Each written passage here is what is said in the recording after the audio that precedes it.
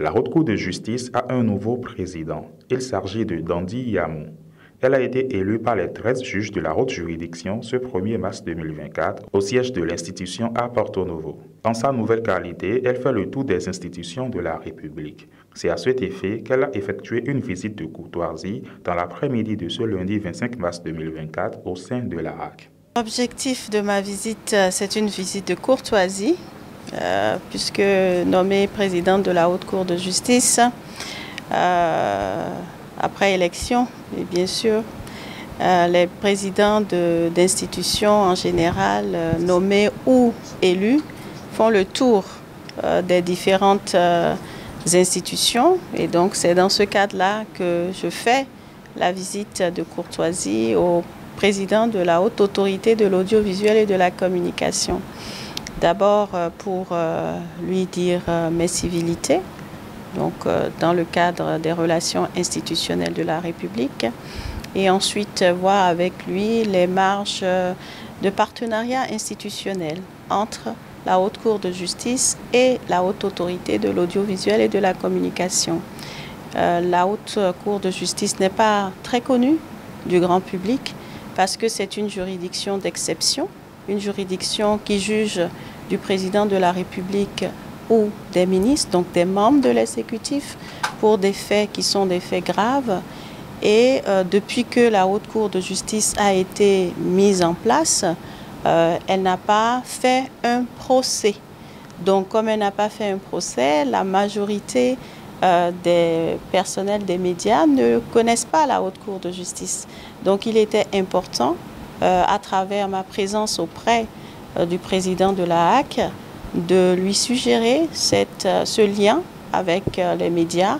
L'année dernière, la Haute Cour de justice avait fait un travail particulier avec les médias.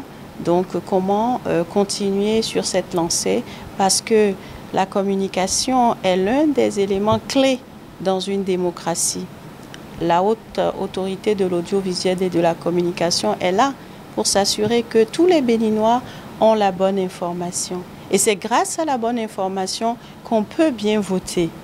Et la Haute Cour de justice fait partie de la République. Et pour qu'elle soit connue, elle doit reposer sur des piliers de la République et donner aussi les bonnes informations. Sortir l'institution de l'oubli, ça passe par deux éléments. Le premier élément, c'est de modifier la Constitution.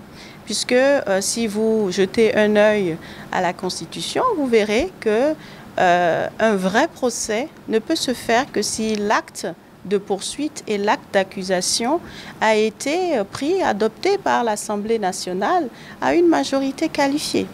Donc tant que l'Assemblée nationale ne l'aura pas fait, la Haute Cour de justice ne pourra pas faire véritablement un procès. Deuxième élément, il faut rappeler que la Haute Cour de justice, bien qu'elle n'ait pas fait un procès, ça reste une juridiction et qu'il y a un effet dissuasif, ne serait-ce que par la présence de cette haute juridiction.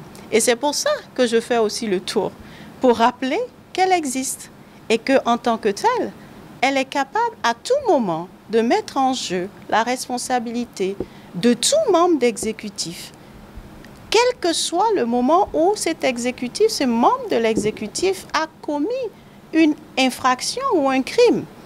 Et souvent on l'oublie, puisqu'on a l'impression qu'il faut seulement juger ceux qui sont là. Non, la Haute Cour de justice peut juger de tout membre de l'exécutif, pourvu que l'acte qu'il a commis soit un acte qui soit punissable dans la loi de la République au moment où ce personnage était aux commandes de l'exécutif. Donc, nous avons un rôle dissuasif qui est là, qui est présent, qui est fort, qui est souvent oublié par le grand public, mais qui, je suis sûre, n'est pas oublié des membres de l'exécutif.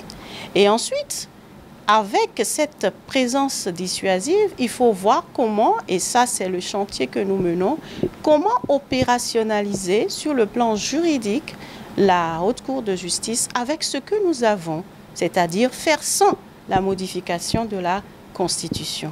Mais vous comprenez bien que les grandes lignes de ces éléments-là ne seront pas exposées tout de suite.